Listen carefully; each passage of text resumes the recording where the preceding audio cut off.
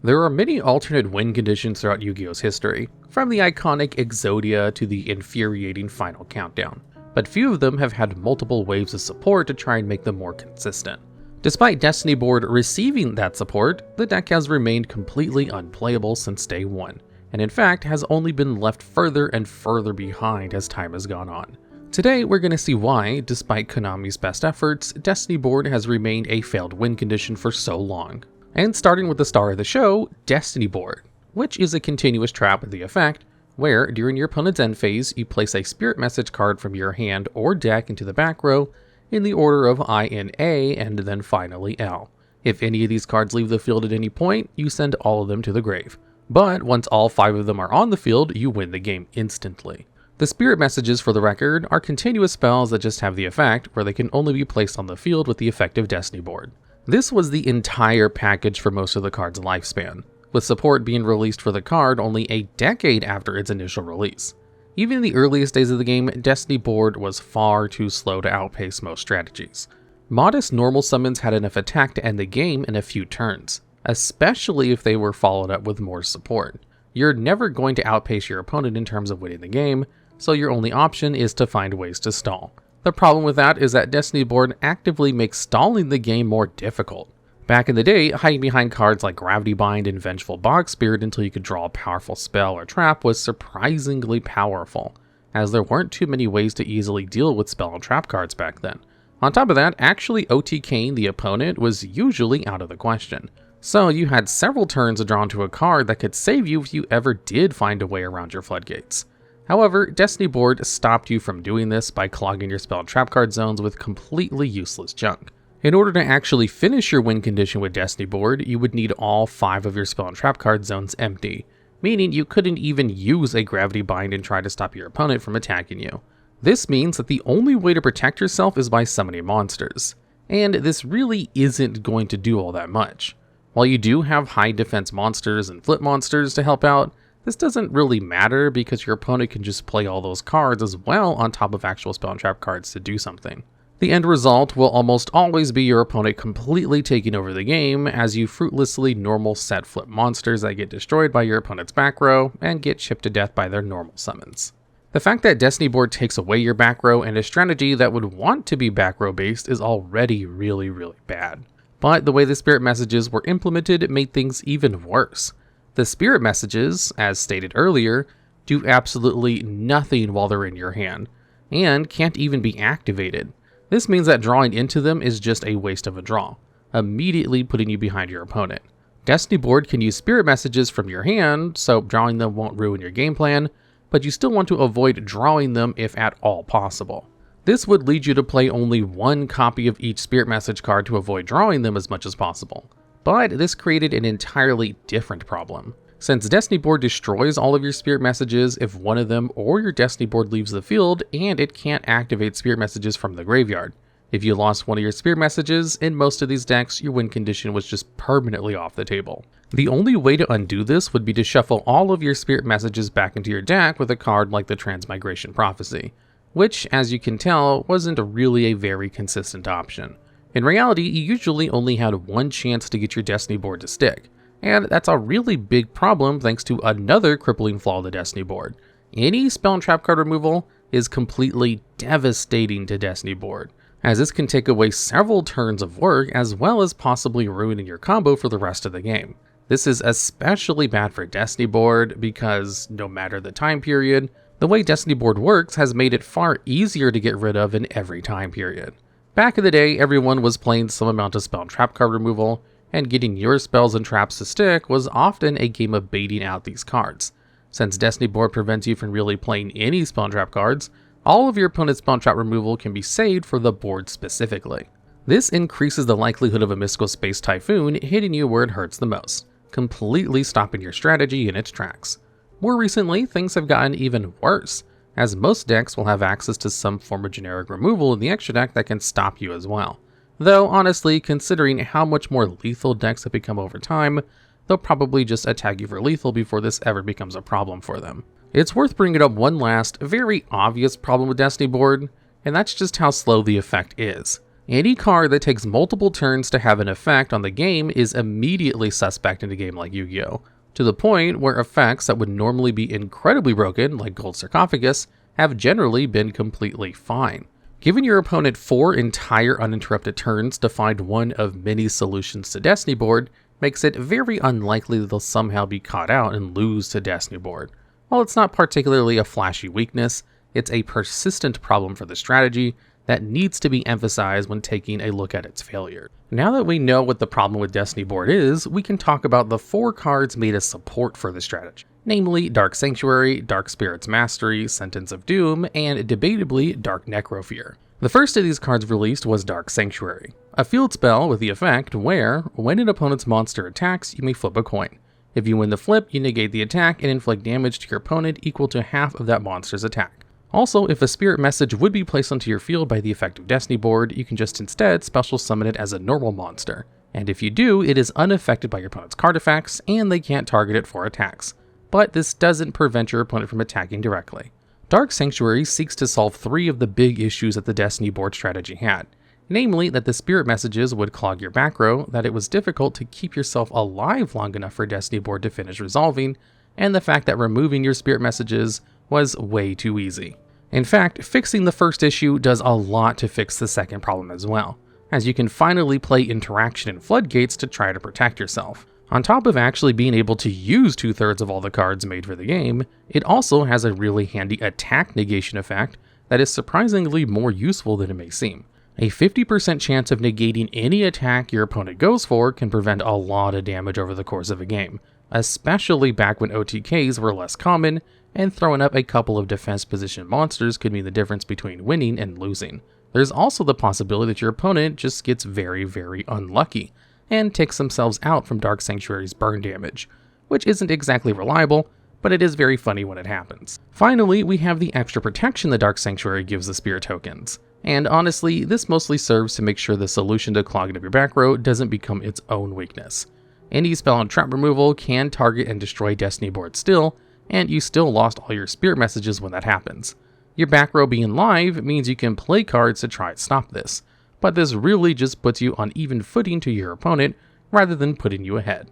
Really, the main reason this effect is here is so that summoning the spirit messages doesn't open up a new weakness to monster removal. Having your Destiny board be susceptible to every single type of card removal instead of just spell and trap removal would honestly make having your back row available barely even worth it, as while most decks have always had ways to deal with spell and trap cards throughout the game's history, every deck has to have a plan for their opponent's monsters.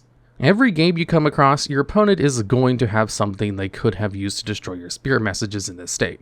Making the spirit messages unaffected means that the deck retains its weaknesses to spell and trap removal without giving it an additional weakness, which, considering how bad the deck is more than fair.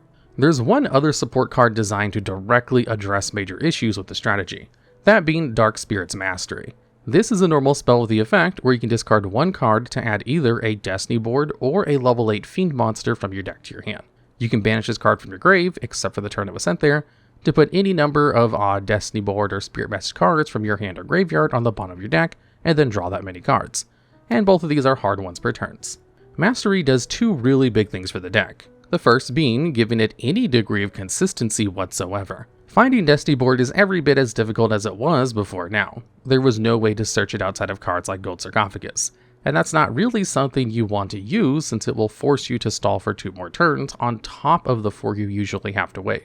However, the much more important thing Mastery does for this deck is finally allow us to recycle any of the destroyed spirit messages, and it also lets us unbrick any messages you unfortunately drew on top of that. This finally allows Destiny board to be something approaching a consistent strategy. Before now, the risk of losing all your spirit messages and not being able to complete your final message was so prominent that you would never actually win a game this way against a competent player, let alone a full match. They would just find some form of spell and trap card removal and it was all over. But now, you at least had a chance if they stopped your combo the first time around. Unfortunately, this wasn't foolproof. The card couldn't be used to grab from your banishment, so a well-timed Cosmic Cyclone was still lights out. Before we move on to the rest of the support, we should talk about how these 2 cards impacted Destiny board decks, as they're really the most important support it received. Together, Dark Sanctuary and Dark Spirit Mastery fixed all of the major issues Destiny board decks had with one singular exception, That being the speed at which you could put this combo together. So how did these improvements help the deck? Well, they didn't really do much. You see, all of these problems we mentioned before weren't just the things that held the deck back. They were glaring issues in the design of Destiny board that by themselves prevented the card from ever being viable. The deck still had problems with being weak to removal with not enough protection, too slow in putting together its win condition, and while it now had a searcher, only having an effective 6 copies of Destiny board at max still left the deck very inconsistent. Not to mention that, in order to make your deck work, you now needed to find both Destiny board and Dark Sanctuary. And you're going to really want to find some copies of Mastery over the course of the game, making the deck far more clunky. This should have been how Destiny board functioned in the first place, and if it had worked that way, it would have been much better. But splitting the effects amongst multiple cards inherently introduces inconsistency and brickiness no matter how well designed the support is. These are the types of issues that normally make a deck very bad versus the rest of the metagame, and the slowness and weakness to removal were still worse than the average rogue deck at the time. Fundamentally, the deck is just putting too many eggs into one very precarious basket, and it's too easy for your opponent to find an answer. Ultimately, this support just makes trying to play a Destiny board deck reasonable, as opposed to being a complete pipe dream. There are 2 more cards we need to look at in terms of support, those being Sentence of Doom and Cursed Necrofear. Sentence of Doom is a continuous trap with the effect where you target a fiend monster in your banishment or your graveyard up to the number of Destiny board or Spirit Message cards you control and add them to your hand. You can also send this card from your field to the graveyard to place a Spirit Message card from your hand, deck, or graveyard into your back row, and this is being treated as being done by the effect of Destiny board. These effects are both hard once per turn, and you can only use one of them each turn. Sentence of Doom is the first bit of a side thing they tried to introduce to the Destiny board archetype, which is caring about fiend monsters. We'll get more into this issue in a bit, but suffice to say that playing Fiend Slap in your Destiny board deck did not make winning with board any more consistent. The ability to set a Spirit Message may sound good, but it really doesn't do enough to be worth using. If you can stall for 3 of your opponent's end phases, you can probably stall for the 4th as well. If you could do this every one of your opponent's end phases with 1 copy of the card, letting you get the alt win condition in 2 turns, that would have helped the deck a lot. But stalling for the 3rd turn is a pretty big breakpoint in Yugioh, whereas the difference between 3 and 4 turns doesn't really matter. If you're stalling for that long, you need some sort of floodgate to make it, and if your floodgate is working, the difference of a single turn rarely matters. The final support card for the archetype is Cursed Necrofear. This is a level 8 Dark Fiend with 2800 attack and 2200 defense. It has the effects where it can't be normal summoned or set, and instead can be special summoned by targeting 3 of your banished fiend monsters and shuffling them into the deck. During the end phase, if this card is in your graveyard because it was sent there by your opponent's card this turn, you can special summon it. Then you destroy cards your opponent controls up to the number of face-up spell and traps your opponent controls. This card was meant to synergize with the Destiny board archetype, scaling up in power the longer Destiny board has been going on and working with the new Fiend theme the deck was given. The set Necrofear was released in had several Fiend support cards, such as Dark Spirit of Malice and Dark Spirit of Banishment, that were similarly supposed to help out this deck. This has never really panned out for a pretty simple reason. If you look at modern day attempts at Destiny board decks, you'll see a lot of powerful Fiend monsters such as Diabolica, the Dragonic General, Unchained Monsters, To Regard from the Underworld, and sometimes Burning Abyss monsters. This can allow the deck to put up some powerful boards, ending on monsters like number 23 Lancelot, Dark Knight of the Underworld, Unchained Abomination, and DDD Divisor King Dust Machinex. There are a good number of competent combo decks with Fiend monsters, and this allows the deck to have some kind of a punch outside of just activating floodgates. However, there are some problems. If you try to use these monsters to keep you alive long enough for Destiny board to activate, you'll start to run out of monster zones for your combos on later turns. And those turns are the most important, as it's when you're most vulnerable to your opponent's interaction. The biggest problem, though, is that if you start summoning all these big monsters and fighting for the board that way, you'll eventually be able to attack your opponent for a ton of damage, and soon your opponent will be in a situation where Dark Sanctuary's burn damage is approaching lethal. Or in some cases, you can just attack them and win the game that way. This leads to an obvious question, which is that if the Destiny board engine doesn't help your combo and in fact gets in the way of your combo and winning the game without getting the full message in play as possible, why are we bothering with Destiny board at all? You can even still use Destiny Spirit Mastery as a searcher for level 8 Fiend monsters without playing any other Destiny board cards. That's what Regenesis does to find Regenesis Archfiend after all. And that's a good segue for the final, biggest problem with Destiny board. It's just unnecessary.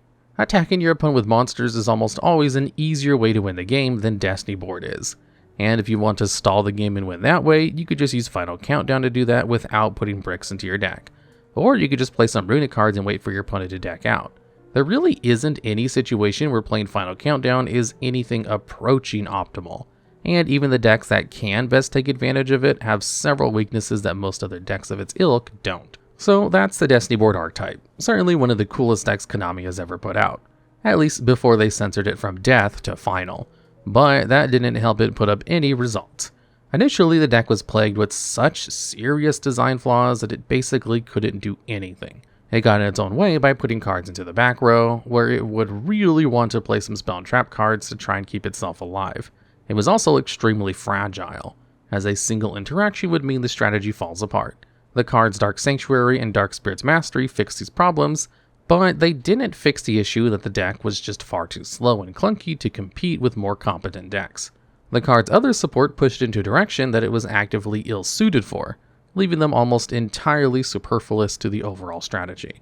Not only is Destiny board a nearly unfixable strategy, but the sort of gameplay it incentivizes has already been done better by other cards and strategies. While it won't ever put up competitive results, at least Destiny board was a fun playground strategy that probably got a lot of kids interested in the game, and that's still a very valuable thing for an archetype to accomplish.